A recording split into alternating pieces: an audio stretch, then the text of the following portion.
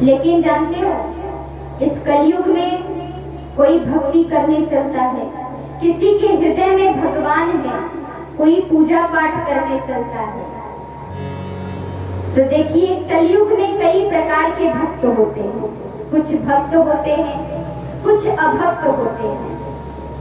किसी की इच्छा होगी कि हमें रोज पूजा पाठ करना है,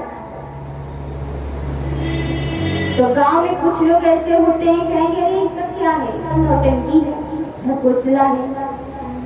कोई अगर धोती कुर्ता पहन ले तो लोग क्या कहते हैं, अरे देखिए ये तो धोती कुर्ता पहन के घूम रहे हैं। कोई अगर चंदन लगा ले, माथे पर तिलक लगा के अगर निकलता है घर से बाहर, तो लोग क्या कहते हैं कि ये सब तो दिखावा है। यानी इस कलयुग में ना कोई भक्ति करता है, ना कोई करने देता है। कोई अगर करता भी है तो सामने से रुकावट आ जाती है। लेकिन सच्चा भक्त कौन होता है कि समाज में अगर आप अच्छा कार्य करोगे तो भी लोग कहेंगे, और गलत कार्य तो गलत होता ही है।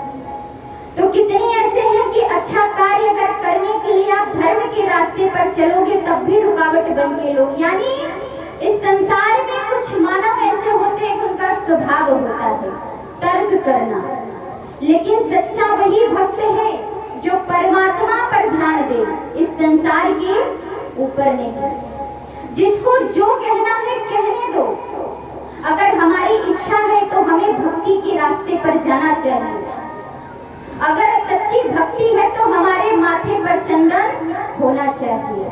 और ये चंदन क्या है, इसे लगाने से कभी विद्या नष्ट नहीं होता, कभी बुद्धि नष्ट नहीं होता, और इसमें कभी भी जात पात भी नहीं देखना चाहिए। क्योंकि सच्चा जो भक्त होता है, परमात्मा कभी जात पात नहीं देखते। परमात्मा ये नहीं कहते कि मेरे धाम में सिर्फ और सिर्फ एक ब्राह्मण आ सकता है। क्या कहीं लिखा है? परमात्मा के धाम में सब जाते हैं, सब परमात्मा के भक्त हैं। इसीलिए जो इस कलयुग में अगर लोगों की बातों को सुनेगा तो फिर वो तो यही डूबा रह जाएगा। जिसे पार होना है वो आगे बढ़ता है। इसीलिए कहा गया है कि जब भी भक्ति करने बैठे, जब भी आप घर से बाहर निकल रहे हो, तो मुख में आप भगवान का नाम और गुरु मंत्र आप लेते हुए कथा में बैठे। इससे क्या होगा, जो बाहरी आसक्तियां होती हैं वो आपको स्पर्श नहीं कर पाएंगी। बाहरी आसक्तियां कैसी हैं?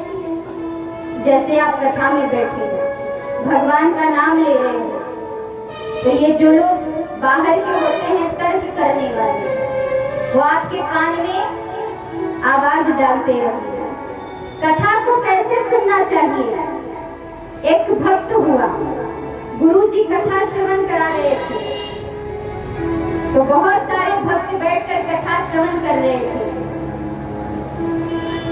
जब भी गुरुजी कथा कहते तो सभी भक्त रोने लगते। एक भक्त ऐसा बैठा था जो कथा सुनने आया था। अब उसने देखा कि गुरुजी जब कथा कहते हैं तो सभी रोते हैं,